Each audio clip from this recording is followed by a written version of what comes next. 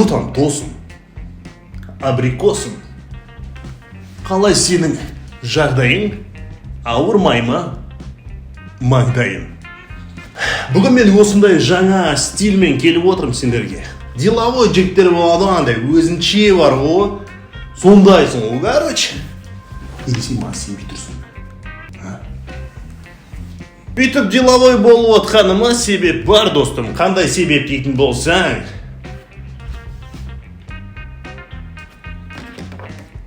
Көзім көрмей тұр, просто сценарий. Бар, короче, ё-моё. Сол сөз есімді түсіре алмай отыр екен ғой. Чё там, досым, абрикосым деп жаңа айтып кеттім уже, я айтып кеттім ғой. Чё там, не хабар, не жаңалық, братец? Қалай саған менің имиджім ұнап тұр ма? Комментарийға ойын бәрін жазып өтір, родной мой. Я сенімен бірге бүгін мен и және де менімен бір күн сен, родной. Екеуміз бүгінгі күнімізді продуктивно өткізейік. Ол қалай? Ол былай. Сценарийға қарайын деп, короче, на очкиден көзім көрмей отыр. Соскоқ болды сразу дегесің. Чё там, жігіттер, не хабар, не жаңалық. Бүгін бізде керемет настроение, неге дейтін болсаң, бізде бүгін любимый, яғни біздің бәрімізбен жақсы көретін рубрикамыз обзор екен. Сразу палево. Егер Эйди осындай форматпен келетін болса, значит, бізде бүгін прямо здесь, прямо сейчас обзор, родной мой. Чё там, біраз болды ма күтіп қалғандарыңа обзорды, негізі обзордың өзі менің арнамдағы любительдер бар. Сол жігіттерге арнайы керемет обзорды бүгін екеуміз бастайтын боламыз. Бүгін екеуміздің көз алдымызда қандай заттар бар деп ойлайсың? Бүгін біздің екеуміздің көз алдымызда, родной, Palit GeForce RTX 4070 Gaming Motherfuck Bitches Бро, ебой, осындай, короче, бізде бүгін мощный, сочный, дерзкий, как пуля, резкий видеоха, родной мой. Егер де сенің есіңде болатын болса, біз осы Gaming Pro'ның версиясын, 4070 версиясын, TI версиясын, оның алдында түсірген болатынбыз. Қазір менің қолымда жай ғана Gaming Pro 4070. Бірақ жай ғана деп айтуға болмайды, неге дейтін болсаң, өйткені бұл 4070 қазір один из самых доступных и және де любой ойынды смело көтере беретін видеокарта, родной мой. Осындай кереметті затты бүгін екеуміз обозревать ететін боламыз. Ал енді қысқаша бұл видеокарта жайлы саған не айтып кете аламын? Нағыз монстр, нағыз айдаһар, черный тигр, черный пантера, Найман Садыр деп қойып осындай, короче, бізде керемет видеокарта, родной мой. Неге бұл картаны сен обозревать етіп жатсың, неғып сен болған обзор түсіріп жатсың деген сұрақ қоюшыларға? Бұл видеокарта Limited Edition. Яғни уже по ходу дела бұл карта шықпайтын болады, және де скоро полкадан, яғни торговый точкалардағы полкалардан бұл видеокартаны біз таппайтын сияқтымыз. Неге дейтін болсаң, өйткені бұл видеокарта эксклюзивный видеокарта, яғни кастомизация жасауға болатын видеокарта, родной мой. Егер сен андай 3D объектпен қызығатын болсаң, сен өзіңе керемет дизайн, графика жағын істеп әдемі қылып видеокартаңды сәндеп қойсаң болады. Бұл видеокарта ондайды саған позволять етеді, яғни мүмкіндік береді. Сол себепті алам деушілерге бұл видеокартаны тез алған дұрыс. Себебі сол бейне таспада махаббатқа мас күнем, сол таспада менің жастығым, сол таспада сондай жақсысың. Мейлі өзгерт шашыңның түсінде деп көкетсең. Короче, жігіттер, не істейміз? Потихонечку обзорымызға кірісейік. Бізге осындай, короче, четкий видеокартаны қалай обозревать етпей, распаковка жасамай отыра береміз, родной мой. Так что, поехали. Let's go.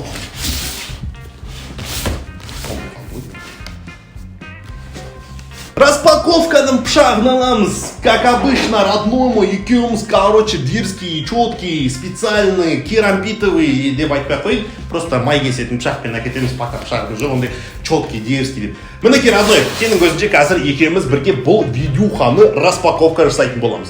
Распаковка! Опа! Біз уже білеміз, бұл қораптың ішінде не бар екен. Қораптың ішінде, как обычно, бізді Palit қара қораппен қуандады. Қара қораптың ішінде не? Біз білеміз екеуміз, ішінде нағыз алтын қазба бар екен. Так, алтын қазбамызды ашамыз.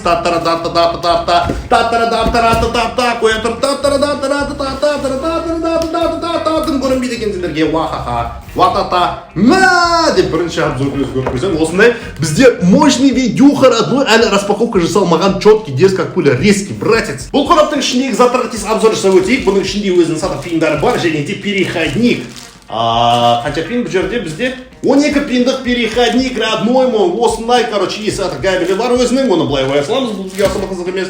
Так, нам майыстырамыз да, сөйтеміз да, видеокартамызды алатын боламыз. Уже месесті көзім жүрек маған, мен өзім осы видеокартаны қолданам жеге, білесіңдер ғой, негізіше четкий, дерзкий видеоха екенші. Көріңдер ма, әлі ашылмаған полностью өзі пломбированный дейді ғой, пломбированный. Так, коробкасында басқа не бар, көресің ма, тез-тез? Коробкасында басқа ештеңке жоқ, болды, қорабын былай қоя салсақ болады. Короче, осындай. Давай бірге екеуміз ашайық, родной. Давай. О, кайф дейсіз. Короче, деги, біздің, как обычно, 40-70-теріміз Полит компаниясынан, родной. Полит компаниясынан четкий, мощный, дерзкий, как пуля, резкий, мясистый, весистый, короче, бәрі полный комплект, полный фарш, родной. Мощный. Бұл видеокартаның тез бейнесінің тез жүгіріп өтейін. Это Политтің 3 вентиляторлы, Политтің жазуларымен бар екен, үшеуі 3 түрлі айналатын секілді, или ондай емес пе, жоқ, ондай емес. Мұна яқта өзінің фирменный подсветка GeForce RTX Gaming Pro деп жазылып тұрады. Артында өзінің темір вставкалары бар, және де керемет өзінің Gaming Pro деген фирменный жазулары бар екен. Разъемдарға келетін болсақ, бұның ішінде 3 дисплей порт және де 1 HDMI. В принципе, түр жағынан осы мясистый корпустардың дәу болу керек, мына сию үшін былай пока қоя салайық, және де бұл видеокарта жайлы толығымен сендерге айтып беретін боламын. Кетіп, поехали. Let's go. RTX 4070 бұл 200 ваттан аз қуаты бар өнімді және энергияны үнемдейтін карта. RTX 4070-ті, мысалы 3080 мен RTX 3080 мен салыстыратын болсақ, баға жағынан $100 арзандау келеді. Бірақ бұның поколениясы жоғары, және де бұл жаңа ойындардың бәрін поддержка жасайды. Бұл видеокарта, яғни 4070 RTX 30 сериялы флагмандық карталарға қарағанда DLSS 3 ойындарындағы 1 ватт өнімділік параметрлері бойынша 2 есеге дейін жеңеді. Яғни RTX 4070 графикалық карталары тыныш жұмыс істейді, энергияны аз пайдаланады және де жай, яғни аз қызады. Сонымен қатар RTX 4070 шығармашылық жұмыстар үшін де өте қолайлы және де керемет үйлесімді видеокарта. Яғни сен егер де бір дизайнер болсаң графический, болмаса сен бір архитектор болсаң, немесе сен просто жаңа фотошоппен немесе программалармен жұмыс істегенге, яғни егер сен ютубер болсаң, Premiere Pro мен жұмыс істесең, болмаса Vegas-пен жұмыс істесең, бұл видеокарта саған по-любому керек видеокарта. Бұл видеокарта 2К форматтағы ойындарға арналған. Яғни баға, өнімділік және энергия тиімділігі бойынша оңтайлы видеокарта. RTX 4070 DLSS 3 қосылған 100 кадр және одан да жоғары кадр жиілігі мен 2К максималды сәулелік бақылау параметрлерінде гиперреалистік графикасы бар жаңа AAA ойындарында смело ойнауға мүмкіндігін береді. RTX 4070 сонымен қатар танымал бәсекеге қабілетті және спорттық ойындарда 144 FPS және одан да жоғары ойынды қамтамасыз етеді. Бұл басқарудың жауаптылығын жақсарту үшін ең жоғары өнімділік деңгейімен танымал Nvidia Reflex технологиясының арқасында 20 миллисекундтан төмен минималды кідірістерді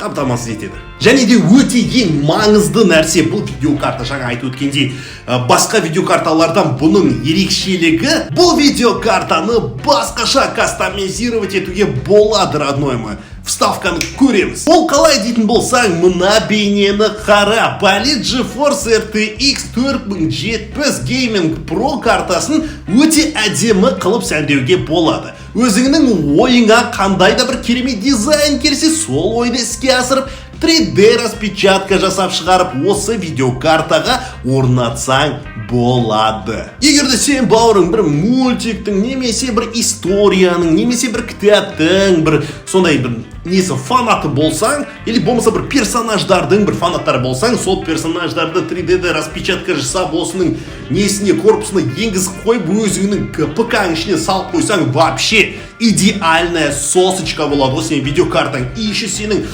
полный не компьютеріңе кәдімгідей эстетичный, әдемі, керемет вид беретін болады. Және де сол өзің жақсы көретін персонажыңды прям комптың ішінде әдемі қылып сол фигуркасын осы видеокартаға жабыстырып қойып сақтасаң болады. Бұндай кастомизация тек қана осы Polit фирмасының Gaming Pro версиясында ғана емес, басқа да версияларында бар, тоже видео вставкаларын көрсең болады. Тоже өте әдемі, мощно, очень сочно көрінеді. Маған ұнайды ондай нәрсе бар ғой. Сол себепті мен осы именно Gaming Pro 4070 Ti-ді қазір өзім қолданып жатырмын. Ал енді ойындардың тестіне өтейік. Бұл да немаловажный момент видеода, сол себепті жақсылап тұрып көр. Так, жігіттер, келесі ойын бізде Miles Morales, осындай четкий, дерзкий ойын бізде последний шыққан ойындардың бірі, және біз жерде бізде 210 кадр, 220, 240, даже 250 FPS жігіттер көріндер ма? Easy, қазір настройкасын ашып көрсетемін сендерге. Настройка, экран графики, так, мінеки 2К разрешение да бізде, бәрі қосылған, InVReflex бізде қосылған, генерация кадр DLSS бізде қосылған, способ масштабирования DLSS и качество масштабирования бізде качество. Яғни, бұл 4070 Nvidia-ның 4070 видеокартасы бұл немен оңай, өте оңай справляться етеді. 200 FPS пен қазір төбелес көрейік жігіттер. Опа, кім мынау? Мыналар не істеп отыр екен ғой? Дану гүлбан, қалай сендер графикасыңдар? Қараңдар жігіттер, 150 кадр. Оп, нам битеміз. Давай, родной. Ё-моё, а чё мыналар жабылып отыр маған? На, сендерге, ё-моё, Дану гүлбан. Сендер, ё-моё, кәдімде баг график етіп қоясыңдар ма? Не, ювелирный ма? Не, на саған. Болды ме? Болды, изи походу дело. Жоқ, мына жақта тағы да бар екен жігіттер. Ай. Оп. Қараңдаршы, 170 кадр. Қараңдаршы, қандай әдемі ойында 170 кадр смело біз ұстап отырмыз. И және де мына лучи солнца көріндер ме? Трассировка лучей бізде родной. Өте бәрі керемет жасалған. Эй, сен, братишка, на тоқпен ұрып жібереміз былай қарай. И походу дело... болды, мына жақта да бар екен. Это походу последний ғой, last, Easy болды. Қараңдаршы. Easy әшін, ё-моё. 200 FPS, ё-моё, жігіттер. Енді айтамаймын. Мощно ғой, мощно. Секіріп қараңдаршы, күннің қалай светить етіп тұрған қараңдаршы. Қазір тенекті көрсетейін сендерге. Так, тень. Оп, түсеміз, все. Теньді қараңдар. Идеальный, какой-то шын өмір сияқты жігіттер. 4070 болсын, 4070 Ti болсын, екеуі де мощный қазіргі ойындарға арналған видеокарта. Всегда просто ауырады. Ал біз келесі ойынға өте береміз. Ал жігіттер, бізде қазір Dying Light деген керемет ойын зомби жайлы. Бұл жерде бізде қараңдар 160 FPS смело көрсетіп тұр. Мінекей мына жерде лучи солнца бәрі максималкада, менде графика полный максималкада тұр жігіттер. Қараңдаршы қандай керемет әшейін эффект көрінер ма жігіттер? Керемет эффект. Так, секіріп, оп. Ойбай аяғым. Так, кім бар мына жерде? Төбелесетін, а? Кім разнораз шығатын кім бар ма? Ойбай, қараңдаршы қандай әшейін графика деген мощ қой, мощ. На, ұрамыз. Бізде 120 FPS плюс смело жігіттер. 150, 160, 150, 140 смело, родной. Вообще, уайымдамай, қайғы жоқ, уайым жоқ. Мә саған, эй. И біздің видеоға әшейін жарты неге ғана қолданып жатыр өз-өзін, жарты күшін ғана қолданып жатыр. Мына ойынды ойнау үшін easy жігіттер, easy максималка графикада любой ойынды, кез келген ойынды көтере береді. Мен уже көзім бұған қайта жетіп отыр, Бұл еще Ti емес, бұл әшейін 4070 версиясы. Кетіндерші, ё-моё, сөйлеп отқан шығармыз, ё-моё. Наларда бір именно кемейтін кезде бәрі келіп. Мінеки осындай жігіттер 150 FPS смело түнде керемет өзінің световой гаммасымен әдемі жасалған ойындардың бірі. Смело 4070 сериалы картасында ойнауға болады екен. Кет. Келесі ойынға өтейік. Әйтсе мына зомбилар қазір экранның бер жағарай шығып бізді қырып жібермесе болды. Все, кеттік, погнали. Ал келесі кезекте жігіттер бізде Battlefield 5 ойыны. Қараңдаршы қандай ультра графикада бүкіл короче настройкасы ультрада тұр жігіттер, бәрі қосылған. Мына енді айтамай, мына бликті қараңдаршы, мына блик бетінде блик болып отқан байқап отырсыңдар ма? Мына теңді қараңдар, тең, бәрі идеально жасалған. Мына датавы детально прицелдағы мелкий детальдардың бәрі көрінеді. Қараңдаршы, атқан кезде, қараңдар, атқан кезде датаво, міне цветовая гамманы көрдіңдер ма, қандай передавать ететін. Полностью гиперреалистичная графика ғой, мынау енді айтқан кезде, былай айтқан кезде ше. Смело, қараңдаршы, зависать етпейді, ешқандай кадр просет жоқ, 165 FPS стабильно. Так, оп, төбеге шығамыз. Опа. Мына қараңдаршы, мына күнге қарай келе атасын, кәдімгідей шын өмір секілді бір сондай ощущение бар, ема, керемет, маған өте қатынап тұр. Так, вернее, зона действия дейді. 165 жігіттер, 164 кадр стабильно Battlefield'та онлайн ойында жігіттер, онлайн соревновательный ойында жігіттер. Мәссаған. Мынандай енді керемет графикамен сендер смело любой нәрсе бітіре беруге болады деген сөз. Шөптердің қарындаш детализациясы қандай керемет. Білмеймін енді, полностью идеально жасалған видеоға ғой жігіттер. Күннің өзі әдемі болып тұр. Бізде тень қарындаш қалай түсіп тұр тень. Вах, қопырдық. Так, мощно, білмеймін, қатты ұнап тұр жігіттер. Адам саны что-то серверді аз екен. Так, қырылып, төбелесіп, атысқанға сендерге бір мастер-класс көрсетіп жіберейін десем, что-то адам саны аз болып тұр. Ультра графикада Battlefield 5 смело өзін көрсетіп жатыр екенін өзің көріп отырсың, родной. Мықты. Келесі ойынға өтейік, родной. Ең требовательный ойын Киберпанк 2077. Қараңдаршы, свет қандай? Әшін тень, әшін свет, адамдардың келе жатқаны бәрі идеально, жігіттер, идеально. Қазір сендерге настройканы көрсетіп жіберейін. Настройкаға кіріп атсақ, мінекей NVIDIA DLSS бізде қосылған, все разрешение производительности тұр, DLSS резкость бірде тұр бізде. Астына қарап отырсаңдар, бізде бүкіл заттар қосылған. Бәрі прям полный максималка ультрада қосылған, жігіттер, көріп отырсаңдар. И және де астына бізде трассировка лучей бізде қосылған, трассировка пути бізде қосылған, және трассировка пути в фоторежиме тоже қосылған. Вот идеально полный ультра неде, қараңдаршы, 100 FPS плюс, жігіттер. Эй, бергел, раз на раз. Эй, воу, аяғын көтерме қазір, тайып құлайсың ғой қазір, ема, бір ударға шыдамайсың, ема, денең әшін әрі дейсің ғой. 100 FPS плюс, жігіттер, қараңдаршы, 109 смело әшін уайымдамай, бұл видеокарта бізге ондай возможность смело беріп тұр. Теңді қараңдаршы. Қарашы қандай, прорисовка әшін, движение бәрі идеально, родной. Осының бәрін істеп отқан бізде RTX 4070 видеокартасы, родной. Қараңдаршы, свет, как будто реальный өмірде жүрген сияқты бір сондай ощущение бар, Мінекей жеге, осындай керемет видеокартаға бүгін екеуміз біз обзор шоудамыз. Что там, қалай жалпы обзорын атма? И және де бұл видеокартаны натуремен кеңес берем алуға, бұл скоро уже жойылып кетеді біздің нелердің полкалардан, в общем. И сол себепті сатып алуға, в общем, кеңес берем. Егер де сен әрине видеокарта алам дейтін болсаң, как обычно, ссылкалардың бәрі описаниеда төменде, родной мой. Кіріп өтсең болады, көріп өтсең болады, ознакомление жасасаң болады. Ал сенмен бірге болған менмен бірге болған сен. Келесі видеоларда көріскенше, шын жүректен, Эдди Форбс. Пока-пока. Бау. Чик-бау.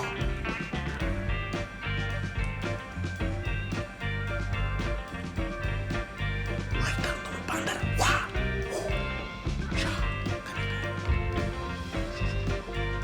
Полигон көрініп қалады екен. Давайте.